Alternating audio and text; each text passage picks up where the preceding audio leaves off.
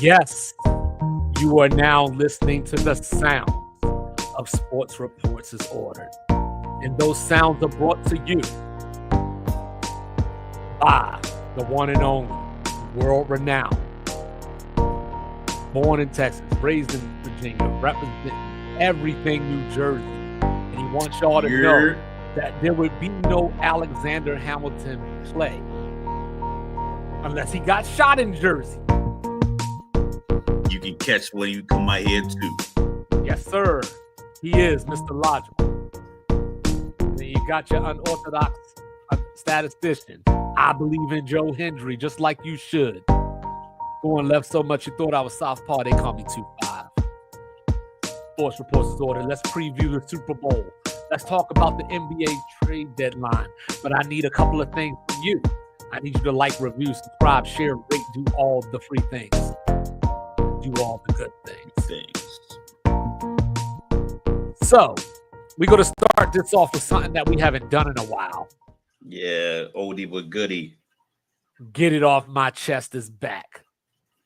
So, real quick, I'm not even going to belabor this. There is a such thing as multiple people deserving something.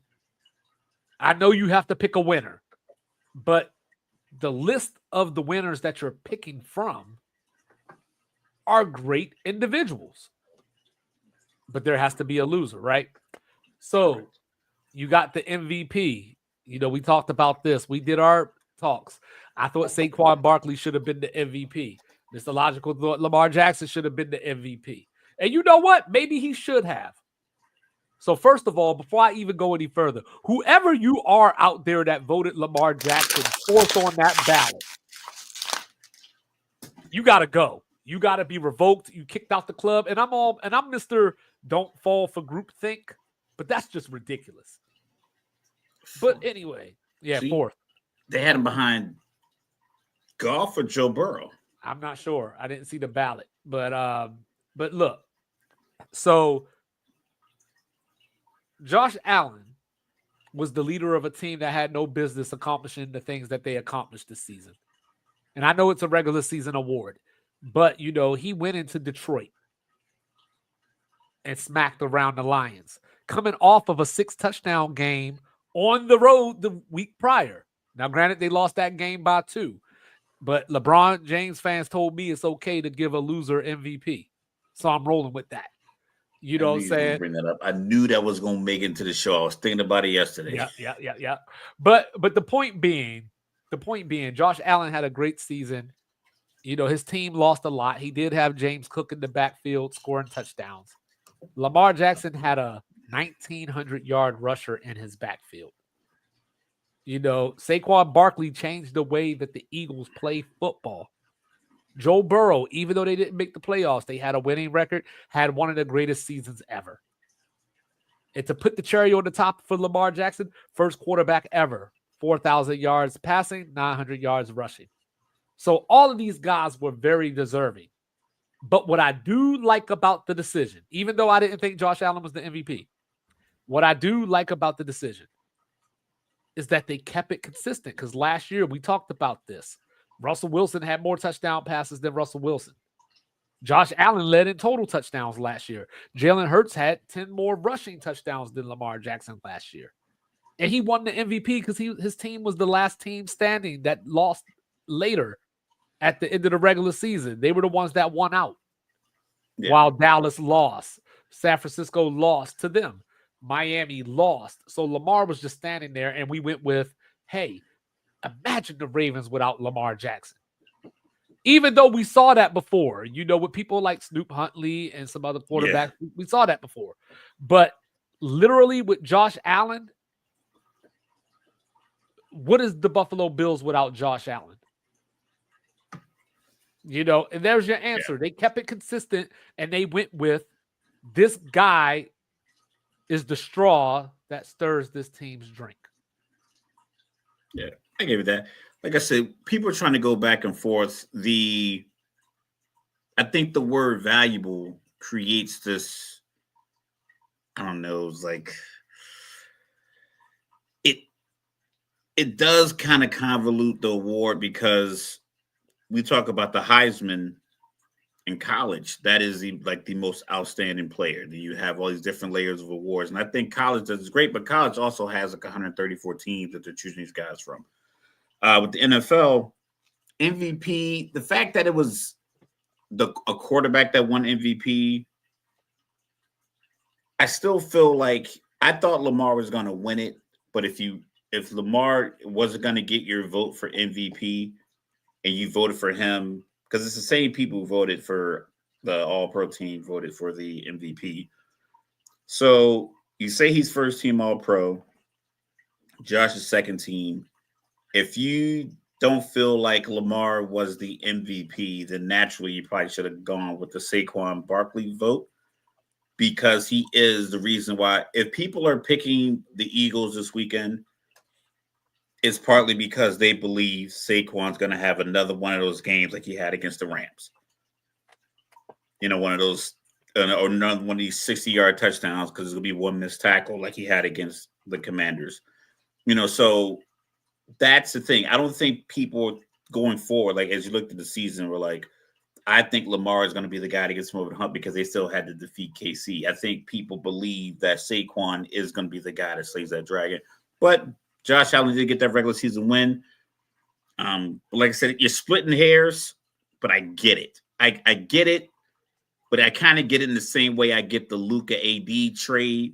Like I get it if I look at it in the vacuum, but just on the surface, like one dude was, first team All Pro, the guy was second team, but you got him as MVP. Very similar to LeBron's argument where he said, I was first team All Defense. Marcus Gasol was second team, but he got Defensive Player of the Year. So it's like you're not even better than the other guy in your position, but yet you're the best defender over everyone else. So it's just, so I understand the argument, and I understand how someone who voted for Lamar for All Pro and then someone voted for Josh. I understand how they can rationalize it to themselves, but in the same sense of still looking at it like it didn't need that. Right. It didn't like if you kept it just a little bit more consistent, you wouldn't need to rationalize it a lot like what I said with Atlanta paying Kurt, drafting Michael Penix. If you just would have just picked one thing that you were going to stick to, you wouldn't have this scenario where now you're creating a situation where you have to talk it out. Like keep it simple. What up, Mike? I'm a simple thinker. I'm a logical thinker. But might get off my chest sometimes. It's like I get a little fiery, and I think this week I've just been having conversations. Like I have conversations with myself. Not like I'm talking to myself crazy, but I just think about like, okay, I've had a lot of years of experience on Earth. I'll be 44 this year. I've had a job that's given me different layers of responsibilities, and I travel the world. I have, I got a bunch of kids. They're a bunch of different personalities. They have a bunch of friend groups. I'm incorporated there. I'm a retiree. Like I have all these different things. College student. Like I said, I got a couple degrees. So like I figure like I learned enough about the world, and I've had conversations with people, and I really enjoy like the mentorship aspect of my existence. I enjoyed it growing up, like getting good common information, getting just learn how to be a better person with via conversation. So early this week, I was talking to some young guys in my office, dropping some gems on them, and I'm starting to realize like, I'm really like living in this world that like fits my personality, the way I communicate with people, how often I communicate, the frustrations that I don't get. I'm like, okay, I'm really like enjoying this bubble that I'm in. And I'm like, I like, what I'm going around. So like when I go to the games, like I go to my son's games. So tonight I'm at the JV game. Then I had a break between the JV and the varsity game. I'm like, cool. And we're around home. I was wearing like my work clothes. Like I want to throw in some sweats. I want to be comfortable. I had like the pea coat on. I'm like, I'm just in this gym. I'm like, you know what? I live 10 minutes away, run home, change, come back. So I get home, change real quick, get back to the game. And the first half already played through. A couple of the parents were like, oh my God, yeah, your son had a good game. You have a good game so far. They put him in. He's a sophomore. He doesn't really get a lot of varsity run, but he's getting more recently. So I get to my seat, and we're playing against this other town. And they had a couple of their fans sitting in our section. It is what it is. It's like this old tact. I guess you want to rile people up. But now I'm gonna get the beeps out.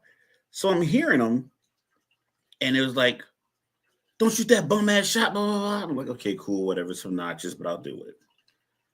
And then, but it was like just very abrasive and loud, like, "Nigga, you suck. Don't shoot that shit, nigga. You bum ass nigga." I'm like, am I hearing what I'm hearing? I'm like, okay, I'm like, yo, stop being obnoxious down front, because I'm sitting in the back, on the top of the bleachers. So they calmed down for a second, and they did again. "Oh, you bitch ass nigga, you fucking suck. Niggas ain't doing shit. Young motherfucker, blah, blah, blah, blah." I'm like, just going on and on. I'm like, so the whistle blows, goes to timeout. I stand up like, yo, shut up, get out. If you know how to behave yourself, get out of our section, get out the gym. Nobody came here to see you act like this. Act like you got some damn sense. Like, if you don't have no damn sense, get out. Right? So he's on our side. I'm standing up. Gray sweatsuit, big, loud black dude. So other teams from Blacktown, New Jersey, Burlington Township, and the city I live in is very white. It's a very white, blue collar, super white town. And I honestly think, like, I'm going to keep it a bean. I think some of these white people are afraid to say shit to black kids because they don't want to perceive one way. I'm like, yo, I'm not living in this world where you're going to inconvenience me while I'm trying to watch my son play a basketball game by just being obnoxious and cussing and screaming. All things you're not supposed to do, they read out, like, do not do and say these things. But no one say anything. So I'm like, fuck that. I stood up loudly. I'm the only one in the gym talking. So then some of the people from the Burlington side, a couple of like administrators had like badges on, whatever. A couple of people came over and told me to get up. And everybody's looking. So my son was like, "Dad, chill out, chill out." I'm like, "Nah, you do your job, I do mine." Plays his game. And then probably a few minutes later, he one of his teammates had gotten a tie up. So like he was fighting for the ball, his teammate, and then the whistle blew. So they still fighting for the ball. Dude hits the floor. So all the starters from the other team ran up on his teammate. So he ran around and got in their face and was like pushing people back. And then he ended up getting a technical. So he was talking to me outside. I was like, "Yo, son, you did the same thing I did." You realize, like, listen, we're in an environment where we're trying to enjoy ourselves, trying to play a good game and be protective of the people around us. They were being disruptive to the people in our section. And I get it, you want to be a fan, but act like you have some damn sense. And like the same way you stepped up to you, like, yo, you're not going to run up on my teammate. I said to them, you're not going to sit here and ruin my experience watching my son play basketball because you're behaving like you don't have any damn sense. Which then with all the other people who came over there, I'm like, yo, so you have the reach to get to this person, to get them to listen to you as soon as you say get up. Why weren't you doing that before? Why are we allowing our behaviors to act like this and be like, oh, we went to the white school, they didn't want us to act up. Like, no, my black ass got up and said, you got to take that shit somewhere else. Like, this behavior is unnecessary. Stop acting like we didn't learn stuff. Stop acting like you didn't talk to an uncle to tell you how to behave yourself in public. Stop talking like your pops didn't tell you that. I don't care what your relationship is. Someone told you how to behave, and you deliberately went out there and did that way. I'll apologize if you felt embarrassed, but you have to ask yourself, why did I put myself in a position where I was embarrassing? Mm-hmm. I can say, you know what? Maybe I was too loud. Maybe I did embarrass my son. But when he organically did the same thing, I was like, son, you did the same thing I did. So if I didn't understand, you did it on the floor. And he was like, yeah, but he's like, everybody knows. I'm like, Joe, I've been coming to this school for 10 years. You're the third one I put through this high school. So it's like, people know who I am. I'm at all the games since 2016. So people know who I am. They know who you are. Right. But you also stood up for your teammate the same way I stood up for the people in my section. Like, listen, we are adults. We've worked all day. We worked all week. And we're trying to watch our children, people we are raising, perform at a high level in this basketball game. You're not going to disrupt that because you act like you don't have any goddamn common sense. So get your shit together. Stop blaming people for how you behave, because when I was yelling, he didn't turn around. He kept his hoodie on. They both was looking straight forward because you knew this isn't Twitter. This isn't this. It's not your real. This is reality. Reality of grown people. Grown men will challenge you. And if you can't handle that, then you need to check yourself. Behave accordingly, because you're not fucking up my magic. I work too hard and work too hard on my mentals to just be enjoying my day for you to come here and try to ruin it. I'll let you boy. Right. For sure. For sure. And with that being said, you know what I'm saying, let's get right to it.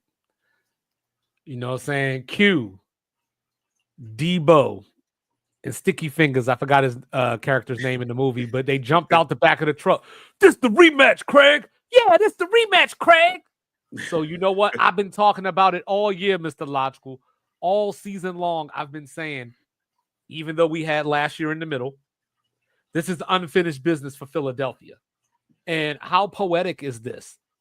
Philadelphia was the team that this potential three-peat started against. Philadelphia gets to be the team to attempt to stop the three-peat. You could almost say it was written. But I'm not going to say that, though. I'm not going to say that, though. But, but Philly is the last stand to save America from collectively vomiting on Sunday night. Now, the first thing I did when I tried to figure out this game, I was like, I got to find out who the referees are. No, I'm just playing. I made that up. But look, I saw a stat out there from Warren Sharp the other day, and it caught my eye. So, when the Chiefs go up against 11 personnel this year, they fall from third against the run, yards per carry, all the way down to 24th. And that's one running back and one tight end, right? Yep. And there's a running back that should have been MVP, that is coming for blood. Like how better to stick it to the Giants than to win a Super Bowl in year one. The fact that he had the playoff run that he had, if I'm the Giants ownership, I would have reconsidered. After I know it came out publicly that they were going to keep their jobs, but then what he did against the Rams is like, and then what he did against the Commanders is like, yeah, man, y'all got to go. Yeah, right. There's no way in hell I can let you keep your job. That's a good question, Mike. You know what I mean? So Devontae Adams, 3 games against Kansas City in his career. In each of those games, at least 6 catches, at least 99 yards. Smith. The Eagles, 15-1 in their last 16 after starting the season 2-2. All that being said, Mr. Logical, why am I so scared to pick the Eagles? I'm going to tell you why. All right. 2 things that I don't know, they might not really factor in at all, but it's just like a couple of fun things that I saw this week. Vic Fangio's coach defenses are 0-8 against Patrick Mahomes. That's one piece. And I don't know who started this, but I think it's great. Any team that lost to Kirk Cousins in the regular season, they don't go on to win the Super Bowl. Yeah, it's probably a dumbass stat, and it's probably not even like, I don't even know how long it's been around. I didn't want to research. I like hearing it, and I think it's just mysterious. But yeah, that was the reason people said San Francisco wasn't going to win last year because he beat them on Monday Night Football. The drop by Saquon against Atlanta that caused them to kick the field goal and then Atlanta go up, or Atlanta went down the field and did what they did. So I think the reason you're afraid to pick Philly is because the scenario I'm about to lay out right now, and I think it's going to play out at least once, if not a couple of times in this game. And I talked about it with this guy in my office, retired guy, Philly guy. And I was like, listen, I got this scenario in my head, and I think it's going to play out this way at least once, and it's going to completely mess up the flow of the game. The same way Buffalo, like I said, when Buffalo's going to get down 10, and they're going to do something dumb. And that's when they kicked the extra point, got the penalty, decided to go for 2. Now they're down 5 instead of being down 4. This is my scenario for Philly. 1st and 10 from the 40, their side. Hand the ball to Saquon. It's going to be no gain or short gain. Gives you 2nd and 9. You're going to call a pass play on 2nd down. Incomplete. It's not going to be like Jalen's a terrible pass. It's just going to be a situation where it's going to be an incomplete pass on 2nd down. Now you're at 3rd and 9. Design quarterback run to Jalen. So it'll get you about 6.5, 7 yards. Going to put you at the 47, 48. Now, you got 4th and 2 from the 48. Kansas City's already up 3-0, maybe 7-0. Does Sirianni stick to his guns and goes for the tush push at midfield, or does he punt it? And I think those are the kind of plays that are going to dictate the whole game, because I think you go for it. I don't know if Kansas City can really stop it, or if Buffalo and these other teams that run the tush push don't do it as well as Philly. Well, Buffalo's problem was they kept running the ball behind the same person every time they ran the ball. So Kansas City Philly just goes over the top. No, Philly I know, but Philly, Jalen Hurts just lays down and they just like push him up over the pile. But as a Washington fan, I also saw Philly pass out of the tush push a couple of years ago. And Rutgers had a great play out of tush push a couple weeks ago in their bowl game, where the quarterback leaned on the pile and stuck the ball back, and the running back came through and grabbed it and ran to the outside. And for some reason, the offensive tackle for Rutgers still was holding. I don't know why. But I just have a feeling that's going to happen, and either it's going to happen once or twice. And if it doesn't work, I don't know if he's going to consistently go to it like Dan Quinn did against Detroit, where like they were going for it. And same thing against Tampa Bay. And I think they're going to do the thing that people do against the dynasty teams, the things that people did against Indianapolis when Peyton Manning was rolling. They're going to chase points. 4th and 2 from the 4-yard line. Just get the 3 points. And I'm not sure if that's good. And I have a feeling like that those kind of things are going to happen. So, this game is going to come down to who can be effective on 3rd and 4th and short. That's what it's going to come down to. I think that these teams I think Philadelphia is the better team, for lack of better words. I think Philadelphia, all things everywhere, they're the number one defense in the league. So we go quarterback, Kansas City, running back. You gotta say it out loud. Philly, Kansas City. Shout out the violent. No, so Kansas City. That's where you go with. Philly. Tight end, receiving core. Philly. O-line. Philly. D-line. Push. Maybe slightly Kansas City. Front 7. If we go front 7, give me Kansas City. If I go front 7, I'm going Philly. If I go front 7, I'm going Kansas City, because I think continuity matters, and I think versatility matters, and I believe that Kansas City, like the blitz that they called against Josh Allen, I just think that the Kansas City front, with the experience, the longevity that they've had, like the time they had together, I think they execute those kind of plays better. But that's the key. I think Philly's better, but Kansas City has Spags. That's where I think it evens up. And I think Philly has the better secondary. Corners, they have the better secondary, but I think. Yeah, I was just about to bring that up, Mike.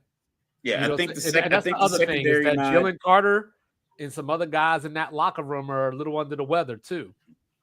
There's some kind of illness. These dudes are they're going to be fine by game time. But I'm just saying, there's a nurse in his room right now with an IV hooked up to him, dripping saline to him right now. They'll be fine. Well, the other thing that Philly has is they got sentimental value going into this game. They got Brandon Graham coming back. He hasn't played since the Sunday Night Football game against the Rams when Saquon ran for the 255. And he made the announcement that this is going to be his last game. But then on top of that, you got the Ray Lewis, Jerome Bettis kind of riding off. And I brought up that game, right? The last time he played was that Sunday Night Football game. The last time Jalen Hurts threw an interception was 2 weeks before that. So who can protect the ball? Because we've seen Patrick Mahomes have some lackluster Super Bowls until the game was on the line and he made the plays late. Right? All right. Now. That was weird because Tom Brady and New England Patriots had the same thing. Like, I believe the Super Bowl all the way up until where they played the Giants in 2011, they hadn't scored in the first quarter. Yeah, I it was think weird. Yeah. I think the first original 3 out of 4, then the the game against the when the Giants beat them, and that game in 2011 when the Giants beat them. I think in all 5 of those games, they didn't score in either the first drive or the first quarter. I believe it was the first quarter each time, which is weird Right. because Mahomes in this is that same thing. So this is where Kansas City will have success. So on the season, Jalen Hurts has been sacked 38 times. 10 of those sacks was against zone blitzes. You Yeah, know what that sounds like? That sounds like Spags. sounds like a nightmare for And you know what? To bring it back, sounds like coaching to me. You know, coaches. There's definitely going to be a one up on coaching because I think Andy Reid. If Andy Reid, Spags, and Nagy are sitting in a meeting right now, like if uh-huh. they're 11:30, they're on one of the balconies, just kind of having a cigar, talking, Right. and Nagy says something like, "Hey, I think I want to do our short yardage package. I want to do the tush push the way the Ravens do it." Andy's like, "All right, how?" Like I want to motion a tight end under center and just go on one. Nothing fancy. I just want to get him under center, go on one. He was like, "All right, what else do we have to set up?" Well, I want Kelsey over here, so we pull the defender here. I want Pat over here, whatever. And I think Andy will go back and forth, and then Spags like, "Yeah, cool. I got this stat from Sports Reports Disorder talking about how Jalen Hurts got sacked 10 times because his own blitzes. I think we can use that. I want to use this guy. I want to go, 3-3-5, and I want to blitz 3 corners off this side, whatever the case may be." I think Andy's listening to it. I'm not sure if Sirianni has the leeway to sit around and be like, you know what, I'm gonna let you take that chance. I'm gonna let you gamble there because, like you said, you talk about Brandon Graham. What if he's ineffective? What if They he's got they ineffective got and they plenty of notice it? other weaponry. They got plenty of But others. but what if he's in there and they know, like, you know what, his pop's not the same, and they run draw plays right at him. Then you take them out and you So rely now, on the how does number that one. resonate with the sideline? That's Does he fine. You does still is he all does season long, you've had the number one defense in the league. You've only given up 18 points a game all season, where he's missed most of those games. So I don't know. The key for me for Philly's defense is going to be how loose do you let Kelsey get? And I'm not saying that the other guys, Hollywood, Juju, and all those guys are going to be ineffective, but I think as long as you keep an eye on Xavier Worthy and you keep Kelsey within reason, I don't know where Kansas City generates points from unless you give them the ball. got 11 guys on defense. Kansas City's probably going to flow 4 guys in the routes, most plays, maybe with a chip and the running back leaking out of the backfield.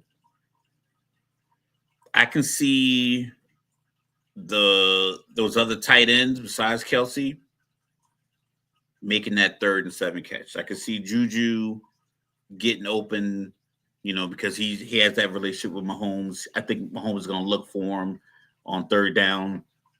I think Kansas City runs the ball effectively, and I believe because they know Mahomes is going to maximize whatever pass opportunities he gets.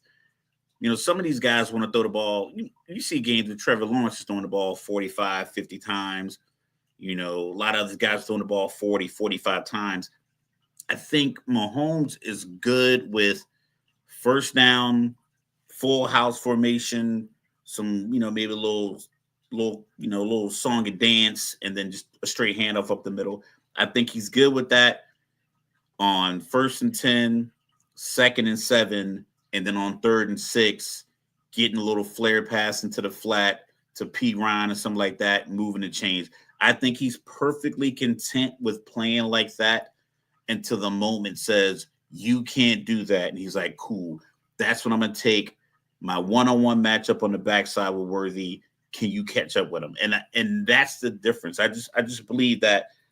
And I believe that's why Kansas City wins so many close games, because that's what it boils down to. We talk about the spread in most NFL games throughout the week. The 32 teams, you got 16 games. Most of the spreads are less than a touchdown. It's rare that You know what this spread multiple. is? I imagine like 1.5 to Philly. It's pick 'em. So It I'm was saying one and so a it's like half Kansas City all week, so that's why I don't understand with the sicknesses and the illnesses going around. I don't understand how it dropped to a pick 'em. because it's probably a rumor. Maybe. But like I was saying, Travis Kelce, that last time they played in the Super Bowl, he had 6 catches for 81 yards, but they didn't have a Xavier Worthy then. So you got to worry about that big play element, taking something short and getting a big play. So I'm not fearful of Kansas City throwing 20-yard passes, throwing bombs over the top.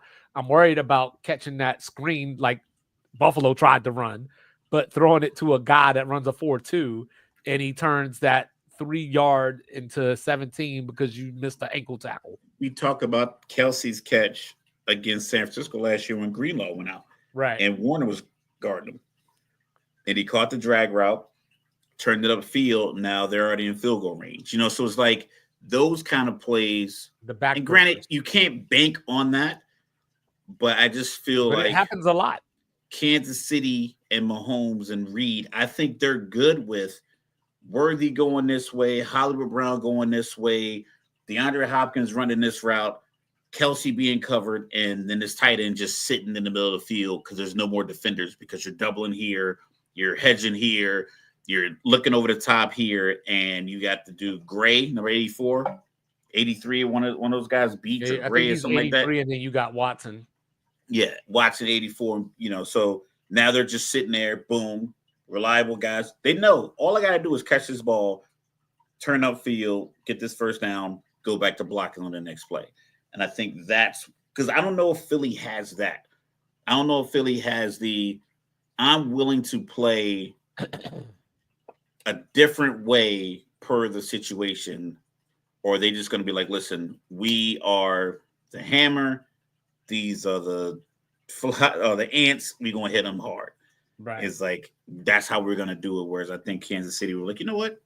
We'll throw Xavier Worthy in the backfield and see if we can get him loose in the flat for 8 yards. We'll take 8. So do you sell out? Do you sell out to stop Saquon if you're Kansas City on the other side? I don't think you sell out because he's that puts you in a position where you're one missed tackle in the Saquon open field, and it's like, yeah, he averages, what was it, 32.5 yards on his touchdowns this year. Yeah, his touchdowns are ridiculous. So I imagine that there's probably going to be Jalen Hurts is going to get a handful of opportunities in each half with one-on-one coverage as they are not necessarily loading the box to like blitz, but I think it's going to be a couple of times where they say, hey man, just you gotta keep AJ Brown in your sights for this play because I gotta send Karlaftis. I gotta send Bolton. I gotta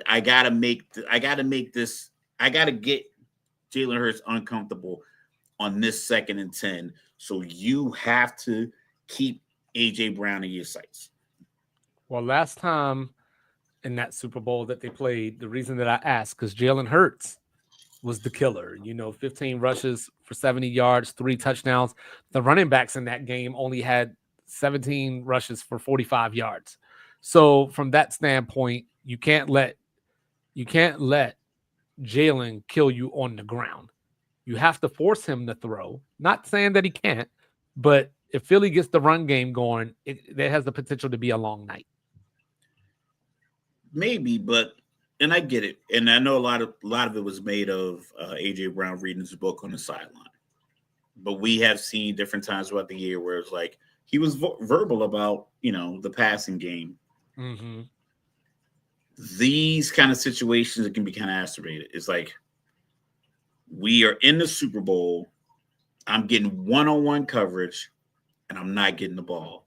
And Jalen's like, yo, they're sending 3 guys at me and dropping Chris Jones in the coverage in the middle. Like stuff we haven't seen. Granted, I seriously doubt they'd ever do that, but something like that. Like I got Karlaftis in the flat instead of rushing off the edge.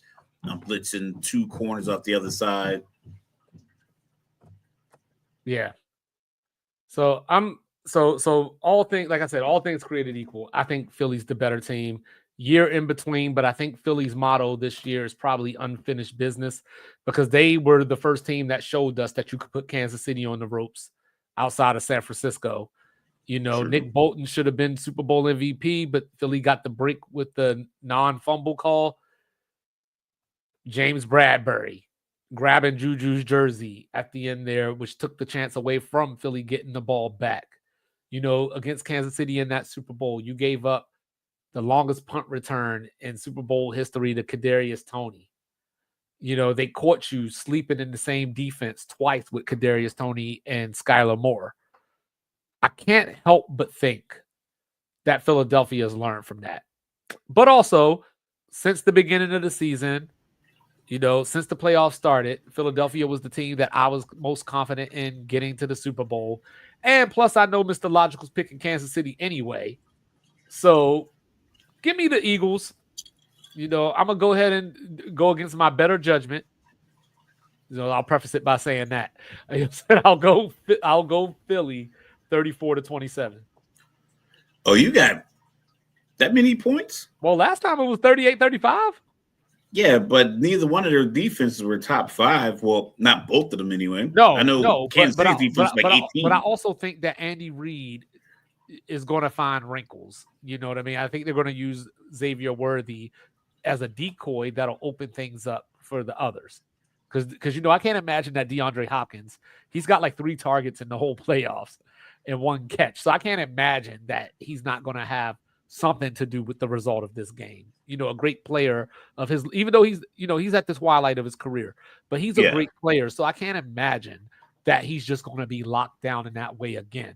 I imagine Saquon's going to break something. And if Saquon is any kind of effective, that opens up Jalen Hurts' legs as well. So I just think that we're going to see, I don't think the game is going to be similar to the last game that they played in the Super Bowl, like as far as the way that it looks. But I just think that they're both more dynamic this time around as well, because last time it was just a whole diet of Jalen Hurts running down your throat. There was no Saquon.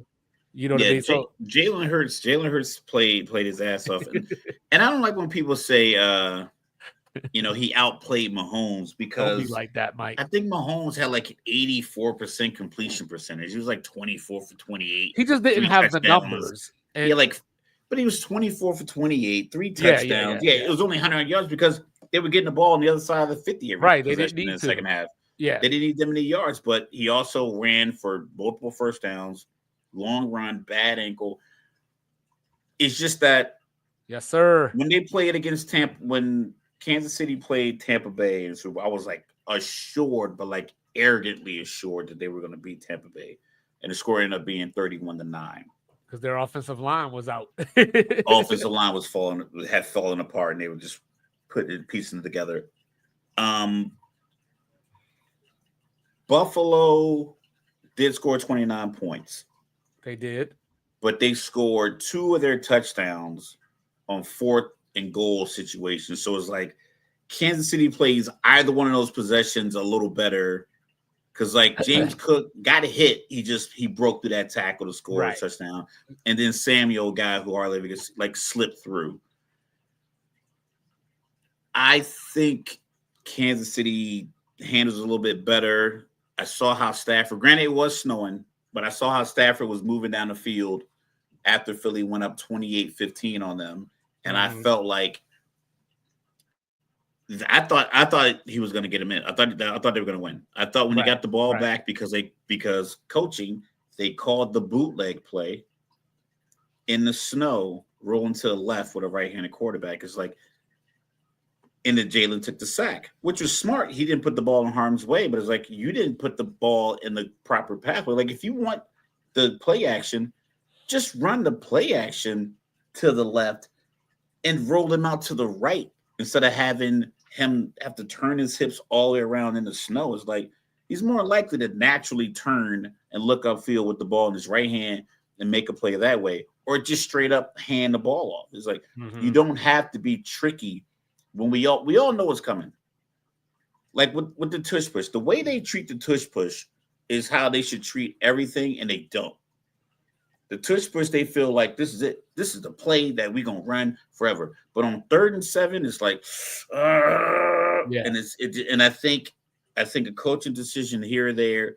I think a decision to punt is gonna adversely affect them potentially, or a decision not to punt. They don't get it. So I got Kansas City. I'm gonna say 27-20. Okay. Yeah, it's So, like I said, I'm not banking on mistakes.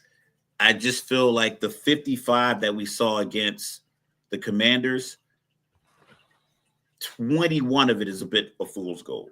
And I say that to say this is not to discredit Philly and any Philly fans that are watching. But when Eckler fumbled that ball, that took all the air out of the sails of the mhm. Commander sideline. It's like, because realistically, they were in a position because they were moving the ball. If he holds on to the ball, it's a first down. So, like, he's up, he slips, he's up.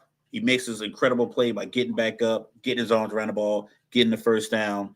Jalen's moving. They could potentially kick the ball back to Philly, and the score could have been 34-31.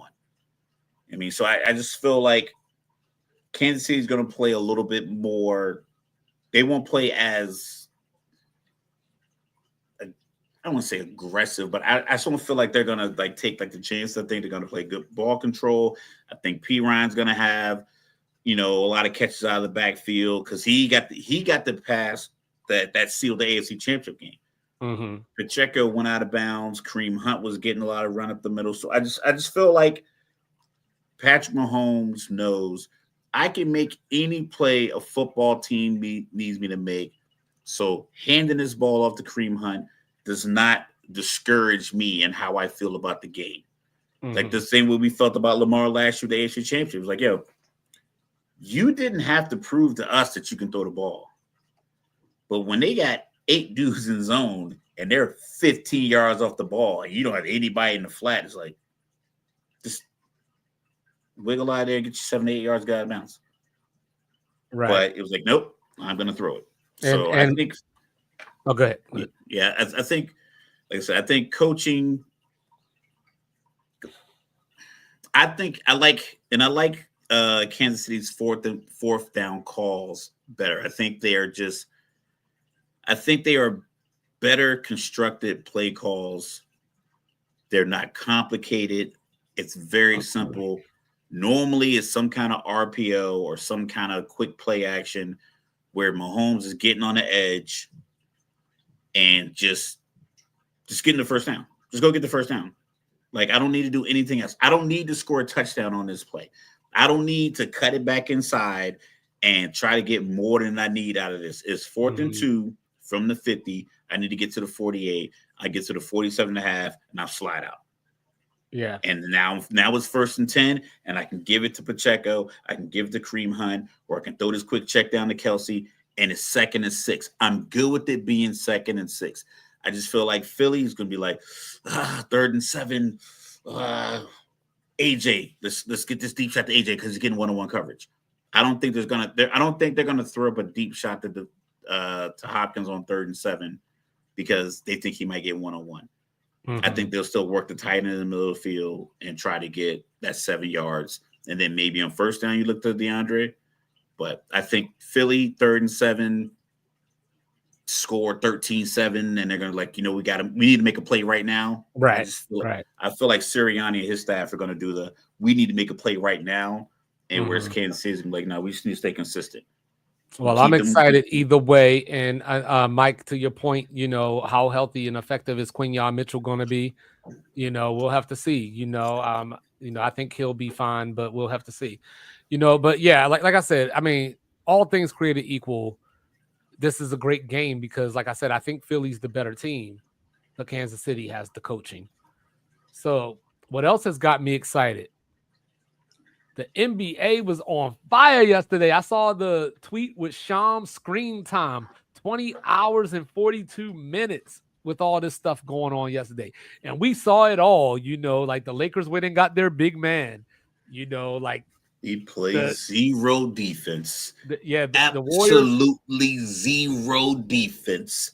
They are going to be so disappointed. Brooke Lopez was cooking him. AD last game as a Laker, like 42 and 23. 23 against them. 42 and 23. And this is the other part of it. In his career, Mark Williams, we're talking about 85 games played, 127 missed.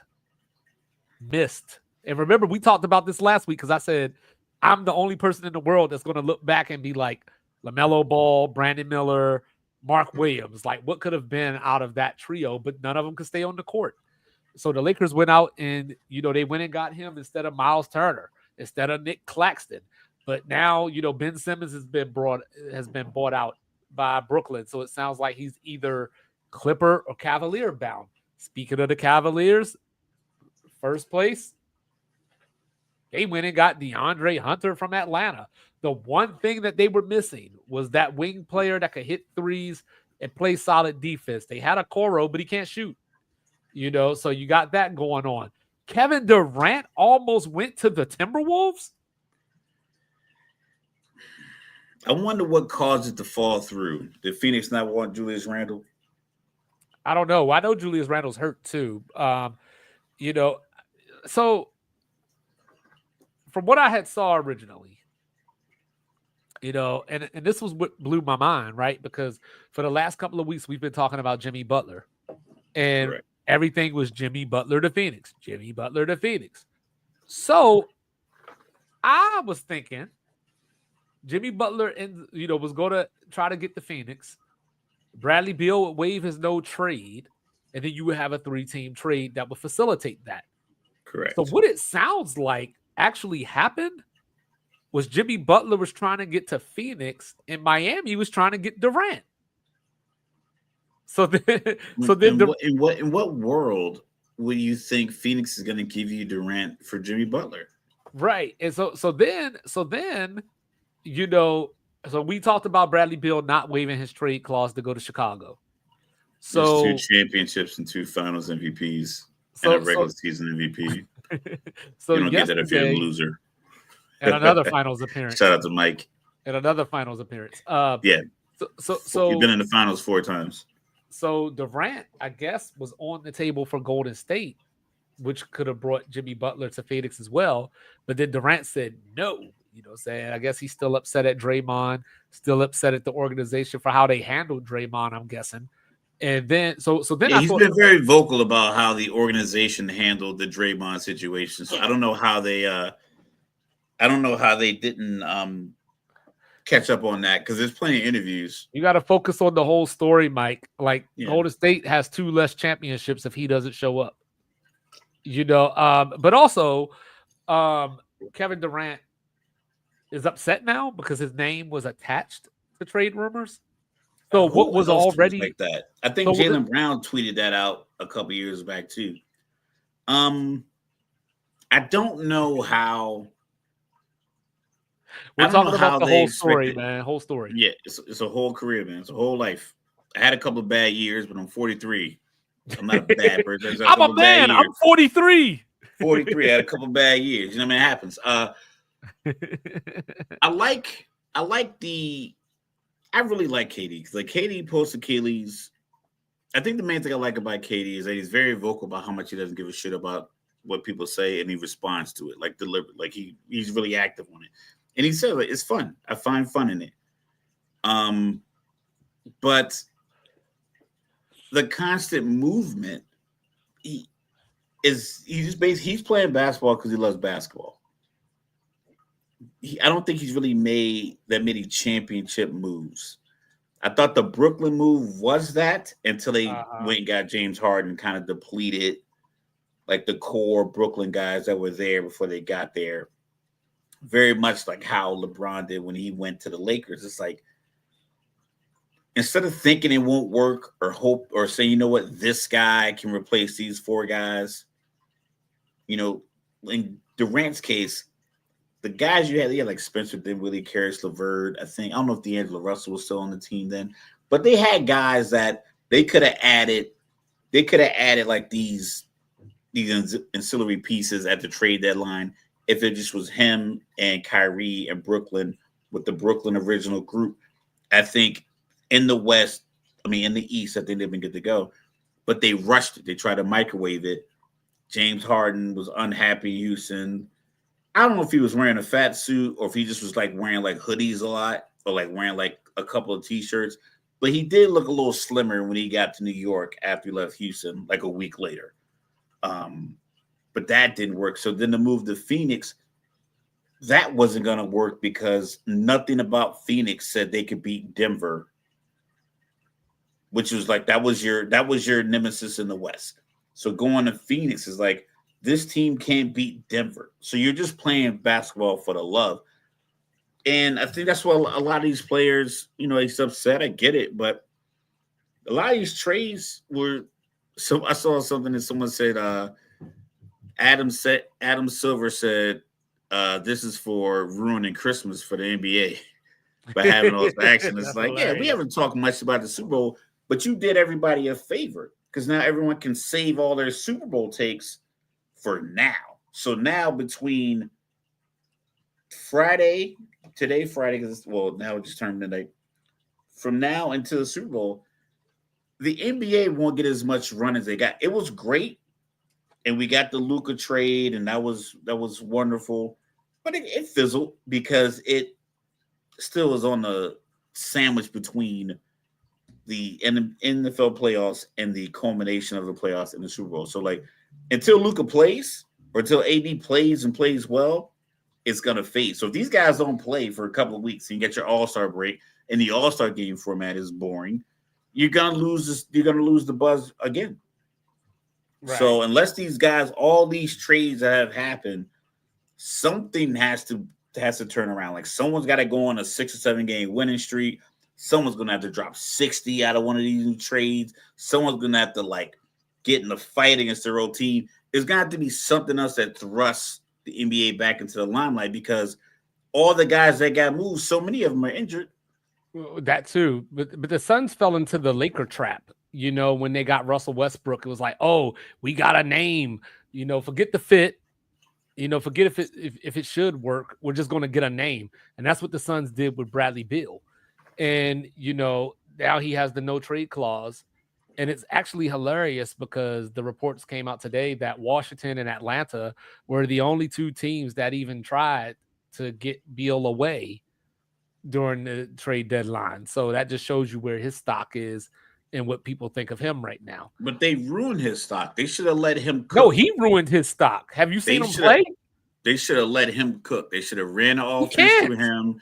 They should have rested He can't KD for cook. 4 or 5 games. Superstar players get swept all the time. Jordan got swept. You know, But KD's resting his calf and let Bradley Beal go drop 51 game and then enamor someone. Like, man, you see Bradley Beal last night? Yeah, man, he was like 17 for 26. yeah, but he can't. Those days are over. Yeah, it's prisoner of the moment. Sometimes you gotta create that moment. Was it a Patriot fan? Oh, never mind. We ain't doing that right now.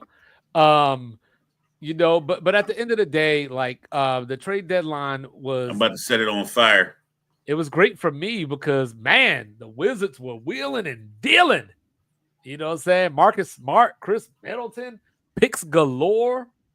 Even though I'm sure, yes, I said MJ got swept. He got swept by. Come on, man, stop. Yeah, like these things all happen, man. A career is a rich tapestry. You know what I'm Hence saying? My why man Eli got Manning didn't MJ make got the swept Hall of Fame. twice at that. You know what I mean? But anyway, so the Wizards are, I guess, a lot of people don't realize the GM came from OKC, so he's of that Sam Presti creed. Oh, now we care about when the sweep happened. You know what I mean? But at the end of the day, the Wizards are trying to get to be the next team that gets all the picks, that gets the young youth, and tries to build a contender the OKC way. Charlotte's kind of Correct. doing the same thing. They've been involved in all these trades, getting picks. So, But I like Charlotte that. has had the players. Like Charlotte has. I don't. I don't know what the health is, and as I think about all the guys in the 80s and 90s, mainly in the 90s when I could really pay attention to basketball, that were playing, 75, 76, 78 games and playoffs. And it just, I'm just concerned that so many stars, young stars, are either hurt all the time or sitting out. It can't you can't be that physically gifted and hurt all the time. Like I'm old and I get it. If I was out here trying to play pickup basketball every day, yeah, my body would hurt. But you're 24 and you just hurt all the time. It just doesn't seem logical or reasonable to me. And it seems like the money has gotten, they're putting the cart before the horse. And I feel like a lot of guys are just constantly making business decisions. It's like, yo, dog, all of y'all not business decisions. You need to be available. And it's like, how are you always hurt? Right. You I know, don't it know, just but yeah. And but like I said, it ruins your franchise because Charlotte has been rebuilding since the Berlin Wall went down damn near. Like I mean, they've been rebuilding for so long, but they keep getting these pieces and then it doesn't fit. I don't believe in something doesn't fit. I believe you don't know how to coach or you don't know how to manage egos or the people on the team have such an overinflated ego that they can't manage themselves because good basketball requires people who know how to play good basketball. You can put any group, we go play pickup basketball with strangers all the time, 10 random people, and we play pickup basketball. I know it's a it different won't level, like but you you can make it work. You can play a game with Terry Rozier and LaMelo Ball if LaMelo Ball knows he can't take 24 shots every single game. shit. Terry Like if Rozier ain't that's about to be playing shit. but I'm saying like like when they were all together, like we got to move Yeah. this guy because it doesn't work. It's like, oh, I don't want to come off the bench. It's 48 minutes in an NBA game. If you're a starter, you're playing 32 minutes. Or if you're on the bench and you're playing 28 minutes. The hell is the difference? So if you get whatever check you get, it's like, let me cook for 28 minutes. Oh, I can't work with this guy because he'll pass me the ball. Cool. Then I'm gonna run the second unit, and we're gonna run this style of offense. He can run the first unit, whatever the case may be. But it's like I don't know who if it's a situation where people are managing their own egos, or the coaches and the GMs can't, and mainly because a lot of the guys get fired in the middle. Hmm. So I'm the franchise player. You're the new coach and new GM. The owner loves me like a son. He signs my checks or she signs my checks. So why am I inclined to really buy into your system, knowing that like you're the third iteration of these guys since I've been here, and this person's been paying me $100 million over the last 3 or 4 years. So it's like that's my piece with the NBA. And like I said, we talked about they got to showcase the young teams and stuff like that. They need to have like classes. They need to get all these GMs together and they need to trade secrets. Yo, dog, how do you do this? Mentor me so the league going forward is better. Because right now it seems like there's some people gatekeeping cap concepts, gatekeeping how to sign contracts, gatekeeping negotiations. Like Jalen Brunson didn't sign a crazy max deal his last time. He signed like a little one. Like, how'd you pull that off? We all need to know this information so we can balance this league out. Because right now, you're hoping that Luka pops out west. You're hoping that Durant plays 2 more years. You're hoping that the resurgence of Luka out west with LeBron gets you LeBron opening night with Bryce James and Luka and Bronny and Mark Williams as a starting lineup for the Lakers 2026. It's just unlikely.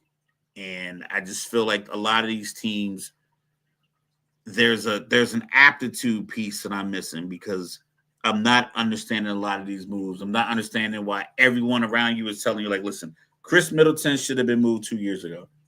AD probably could have been moved 2 years ago. Don't trade for Kevin. Don't trade all your young capital for Kevin Durant and then trade more of your young capital for Bradley Beal. You know, like who's advising these people? Right. So So real quick before we get into this other trade that I want to talk about, I just pulled this up so I don't forget about it. So I got a question for you. Let's play a quick game. mhm. All right. So we're looking at the standings in the West. You know, you got Minnesota here at 6. Clippers a half game behind them. Mavs a game and a half behind them. Suns a game behind them. Then you got the Warriors and Kings a half game behind Phoenix. And you got the Spurs 2 games behind the Warriors and the Kings. But then don't forget about it. Don't let this record here fool you. Portland has just won 10 out of their last 11 games to include 6 straight. So, Mr. Logical, out of this list from 6 down, well, we're not going to count Portland. We'll stop at the Spurs. So, from 6 to 12, what 2 of these teams don't get in? Warriors,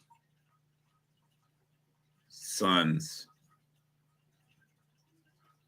Warriors and Suns. Okay. I think Warriors, Suns step back. I think people talk about fit, and we think we're referring to like fit, like playing on the court. I think personality plays a large part to that. I think Phoenix, and I've talked about this before, some of these owners that they didn't grind their team from being worth $600 million to being now worth $2.5 billion and $3 billion. These owners who swooped in and just bought the team, like Steve Ballmer, he bought the team for $2 billion. His net worth was like $40 billion or so when he did it. The Suns owner hid his money in like some kind of communication or something like that. Got big money, decided, hey, I want to buy a basketball team. The Suns were available. Now he's trying to manufacture, like, yo, dog, Bradley Beal, no clue what the fuck no he's doing. clue what he's doing. If you showed him a picture, a basketball card of Michael Jordan with a hair, he wouldn't know who it was. Like, just no clue. I think the Warriors are going to fall off because inevitably Steph is in his mid-30s. He's gonna need a couple of days here and there, and they're gonna lose. They're gonna lose some silly games with Steph on the floor. He's gonna have to take a break. Draymond can't carry you. Jimmy Butler and Draymond, it's like having 2 peas in the same goddamn pod. I don't trust the moves, and it's like, honestly, it's just a math thing. It's a young man's game. Anybody relying on a guy over the age of 32, you're more likely going to not end up in the final 2 to 4 year of your conference. So that includes the Lakers, because I don't think they're relying on Luka just yet. But if you're still relying on LeBron to make this glue work, it's going to be tough to make. I say the Western Conference Finals. If you're relying on a guy that's 32, older, injury history, it's going to be tough. And I'm just going to give a nod to the young guys. I'm going to give a nod to the Kings. They're a little younger. I'm giving a nod to the Timberwolves. I can't press them far because, like you said, Julius Randle's not your favorite guy, but he also doesn't put any stress on the other team's defense.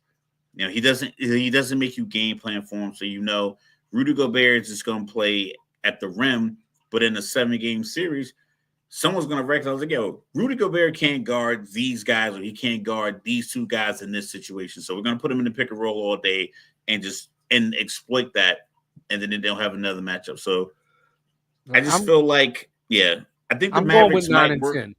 I'm going with 9 and 10. I'm going with Phoenix and Sacramento. So you got the Warriors getting up to 9? I do. Well, you got the play-in at 10, so. Well, that's why. Well, yeah. That's why I said 2 of them won't. Yeah. So I thought about. So you got the Spurs jumping up into the play-in. I do. Okay. I thought about the Clippers. That was the first team that stood out to me. I thought about the Clippers, because you just never know what, Kawhi, what his status is going to be long term. But they have quality coaching. They do. They have quality coaching. They do, but they also got a guy who runs out of gas. 101 victory without their star They also guy. have a guy that runs out of gas a lot, and he's just getting older every year. I thought about Minnesota, just because I just don't like the way that they are constructed as a team. I think they have a good coach. I just don't like the team. You know what I mean? Julius Randle is injured now, so maybe Nas Reed will come in and go back a little bit to last year's form. I But don't know that how would long. have them. They would have them. They have a 3.5 game lead. Right, but now, right, they have a 3.5 game lead, but they're only a game and a half up on this team that just got Anthony Davis.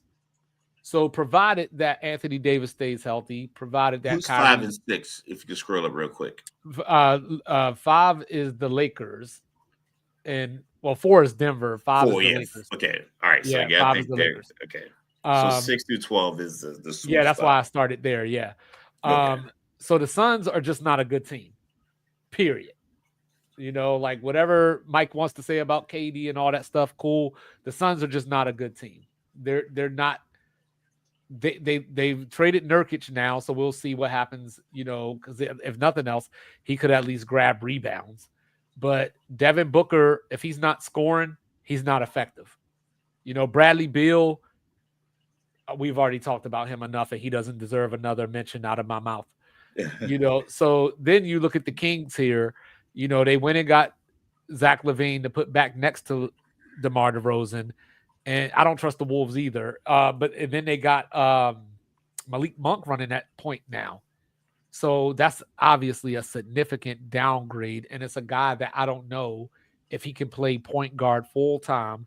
You have an interim coach, and we still don't even know the reason that you fired Mike Brown in the first place, because it was talked about how him and De'Aaron didn't get along, but now De'Aaron's not even there.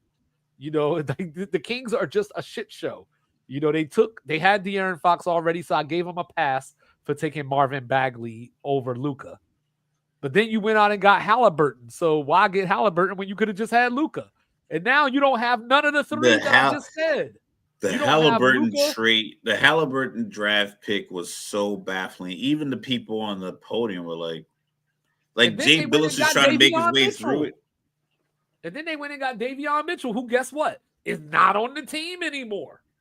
You know what I'm saying? So I think the Warriors will be fine, just because I think Jimmy Butler, provided that he's on his decent behavior at least, Jimmy Butler is just one of those dudes that refuses to lose. Like, he's going to give his all. You know what I mean? And I think that the Warriors have enough veteran and playoff experience that I think late season, bless you, Thank you. I don't think late season they're going to get spooked, even if they're still in a bad spot. I think that they're going to trust and feel that, hey, we got the experience. We're better than these teams.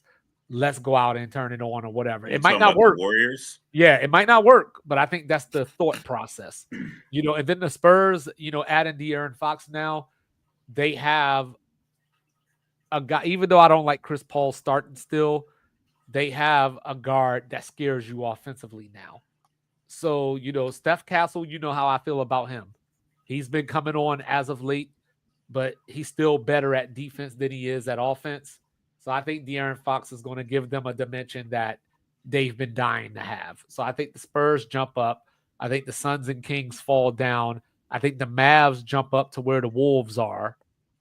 So I think it'll be Mavs, Clippers, Wolves, Warriors, Spurs.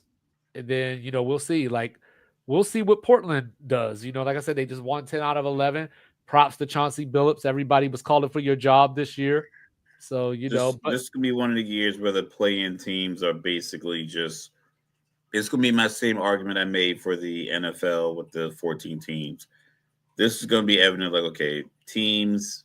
So you go 1, 8, 2, 7, 3, 6, 4, 5, 6, or 5, 6, 6, 7, 8 are going to get blown out. so It won't even be close. Yeah. So then Whoever you sneaks got in the there. other trade, the other crazy trade. I ain't gonna call it crazy, but just for how it ended up. Kyle Kuzma to the Bucks. I mean,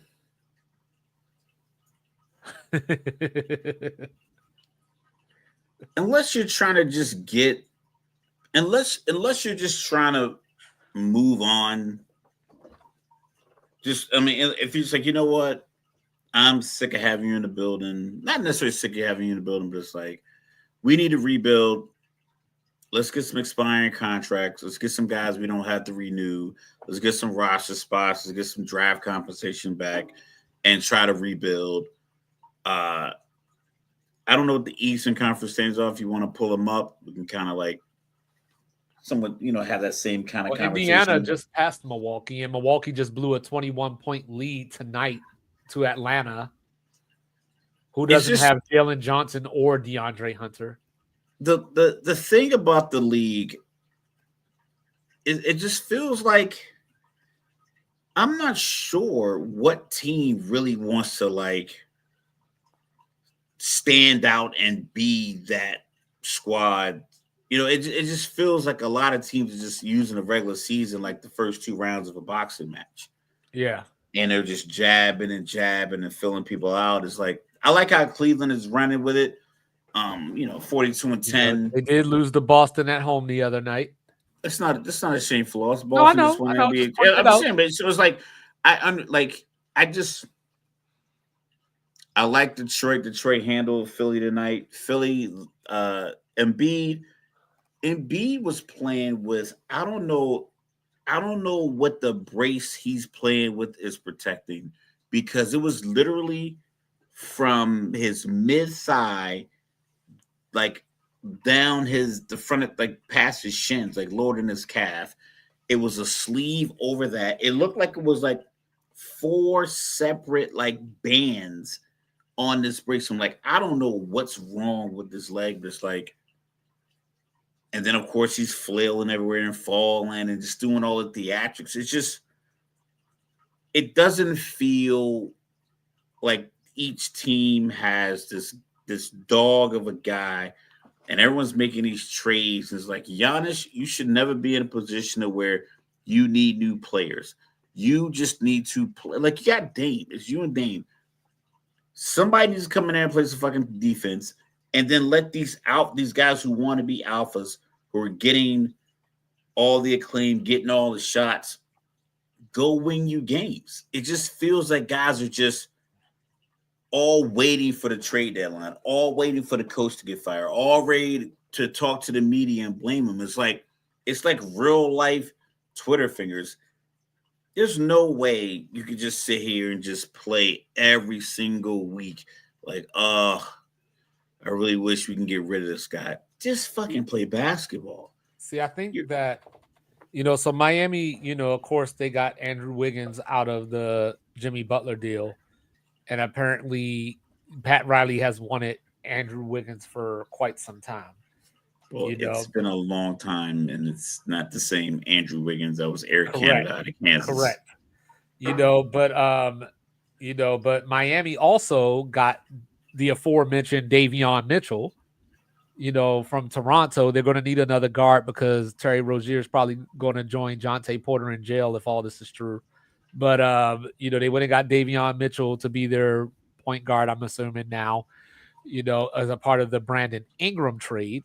But looking at these standings, I feel like Orlando should have made a move. And from the standpoint of wheeling and dealing, because if you're Atlanta, Jalen Johnson's out for the season. You traded DeAndre Hunter. You were trying to trade Bogdanovich. So why you're keeping Trey Young, I have no idea. So, Because so from some once again, it's like I blame the media and I blame people not setting realistic expectations.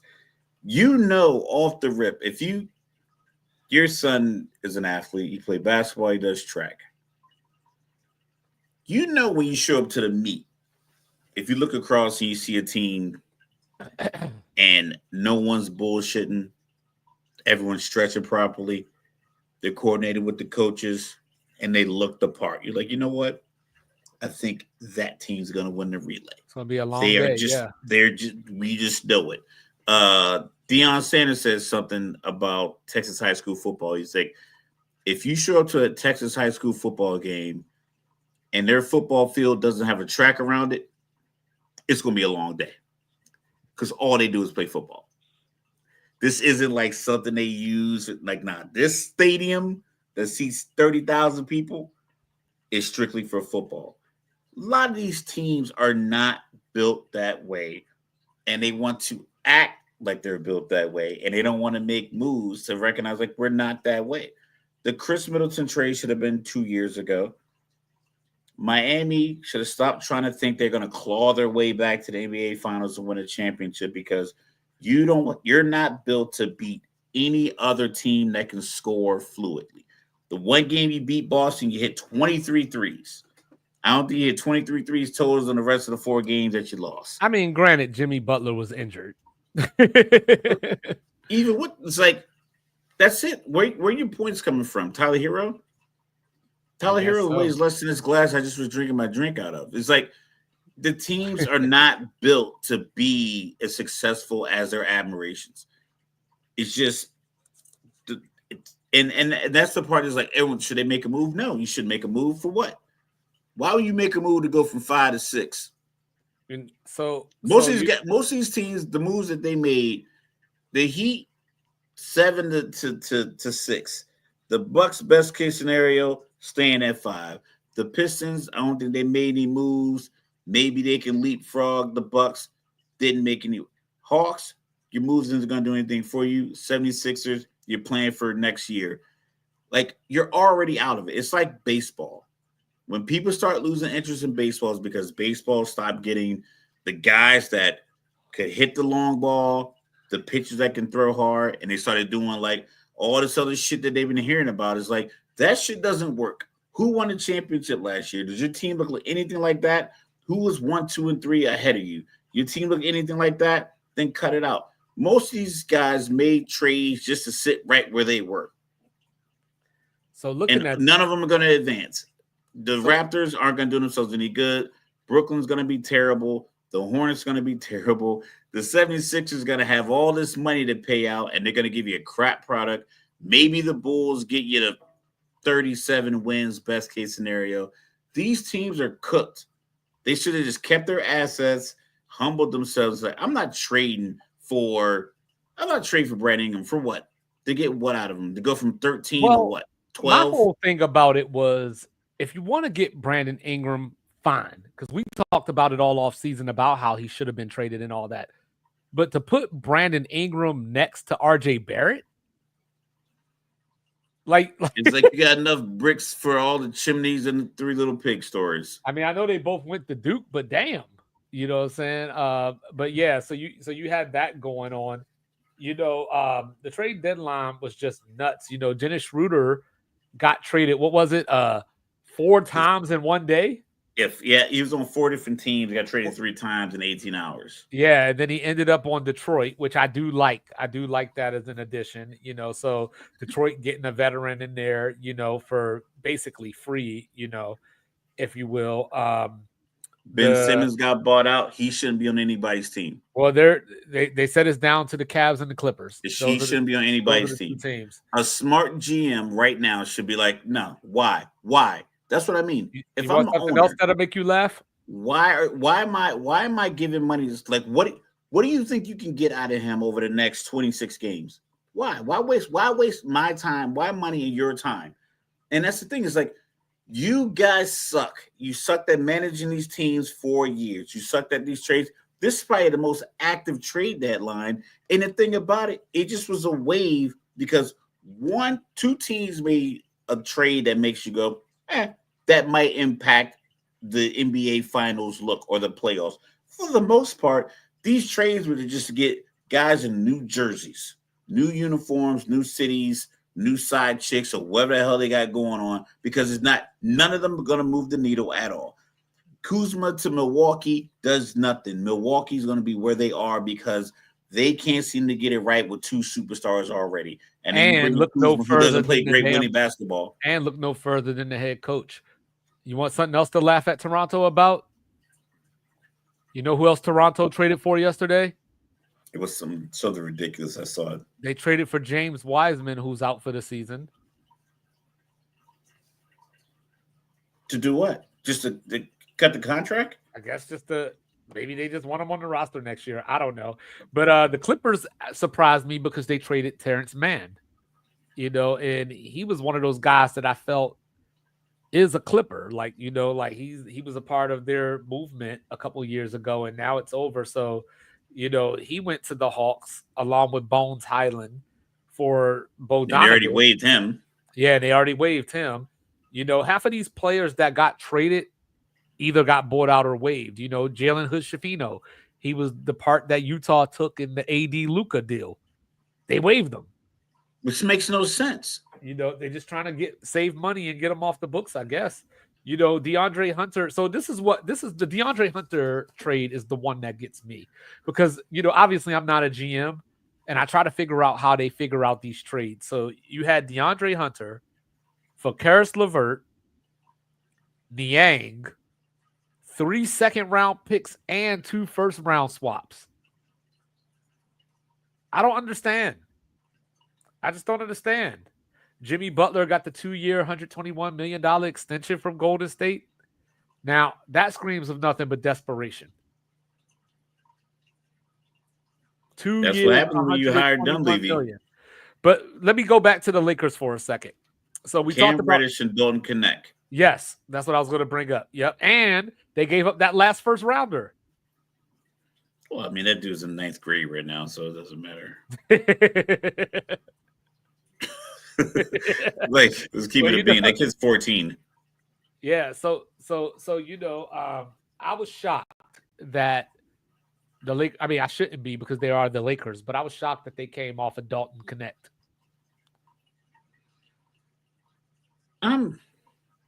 That's a tall starting lineup they got too. My Dalton Connect thing is that JJ do be cussing them out though. I don't know. Like I said, I watched Mark Williams give up all those damn points and rebounds to AD, and then I watched goddamn Brook Lopez cook them. Brook Lopez was literally standing 2 feet behind a 3-point line, just waiting on the ball. He wasn't running off for screens. He just was standing there, waiting on the ball. Got the ball from Dame, turned, shot the 3 like a lumbering 7-footer that he is. Mark Williams was barely in the picture. Hey, he come back down another possession. 13 in his last 10. Yeah, how much is he giving up? The plus minus factors. Good question. So if you scored 20, another guy scored 42, your plus minus just against him is negative 22. What good are you? I could put anybody in there and maybe he wouldn't score 42.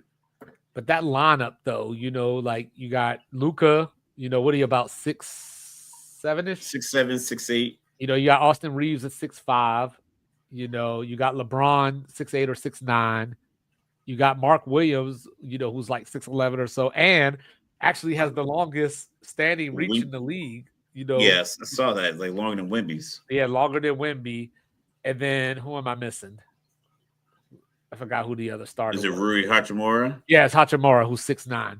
So, that's a pretty big lineup, especially for this era of the NBA. Now, do me a favor. Swing the ball 2 times. Who's knocked down the open 3?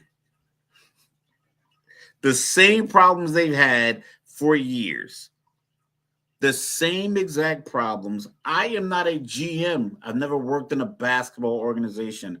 But every single trade they make, it creates this optimism.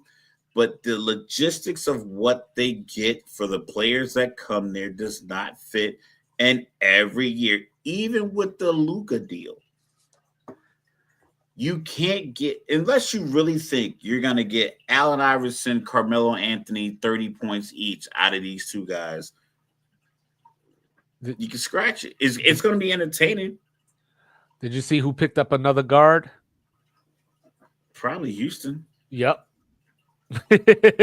Maybe they'll buy him out. They picked up Kevin Porter Jr. got traded again. Well, no, that was a different. I think that was a different Porter. No, it's Kevin Porter Jr. Was it Kevin Porter Jr.? Got traded to. I thought it was a different Porter. Now, Kevin Porter Jr. got traded from the Clippers to the Milwaukee Bucks. That's right. And I know they say he's a talent, but you can't keep moving. Marcus Smart, I don't know. And how about my Wizards taking the guy in that Kyle Kuzma deal? They took the guy that came from Australia, averaging 2.5 points a game, and got drafted number 23 in the draft. You know, so we got him now. You know what I'm saying? Like AJ Johnson, welcome to the team. You'll fit right in. You know, I can't It's imagine. I can't imagine the Wizards are going to keep Chris Middleton and Marcus Smart yeah, I can't imagine either. That it or doesn't Reggie seem Jackson. Even like, is there a limit on how many players you could buy you out? can just bring up your G League guys. Like you like honestly, unless you're making like unless it's a cap situation, bring up your G League guys that you drafted. Bring the guy you have the rights from Israel or Serbia or wherever they're playing basketball over there, and really try to build your team because taking other people's leftovers just to waive it later doesn't make a lot of sense to me. And I think the NBA does a lot of that. Yeah, It might be a situation where either you need to expand the salary cap or cut some teams. yeah, Relegation. You was it to keep it even? Two teams from the East, two teams from the West. You're going to the G League yeah. I like because it. this is a trap. This is it's not even like all of these trades sounded great, but most of them were 24 to 30 months overdue. The biggest one was I'm still baffled because I've seen pictures of Luca. If he is 270, it must be all in his ass because every picture I see from in the front, he doesn't look like he's I mean, 270. going back to what we said though, I mean, he is 6'7". You know, height adds on weight, so you know. Yeah, even at 270, I don't know if you'd have been able to wear the slacks and the sweater and with the button up underneath and it all just kind of like not spill out somewhere. He didn't wear like one of these extra ass baggy outfits like Jamar Chase wears when he's coming to the game looking like a goddamn hot air balloon. He was wearing like a Yeah. regular business casual fit.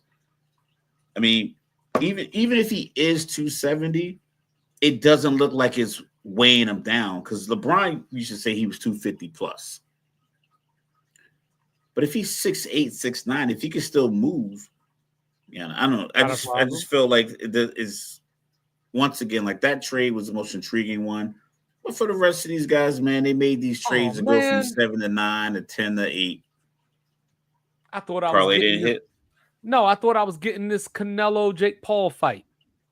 It already is already off. Yeah, One day after Eddie Hearn says, "Oh, this yeah. is definitely on." Jake Paul said, "I'm blaming the money hungry." I think was the word Canelo for ripping the fight or whatever he said. But yeah, Canelo so beat the bricks off Jake Paul though. you know what I'm saying? I don't know what's going on with Canelo, man. He need to fight some damn body. And I'm gonna fight some damn body Your sport's boring. if the Chiefs They win know another it. fucking Super Bowl. But we At will be least that's back. exciting. We will be back on Tuesday to talk about it. Good, bad, ugly, or indifferent. Enjoy the Super Bowl.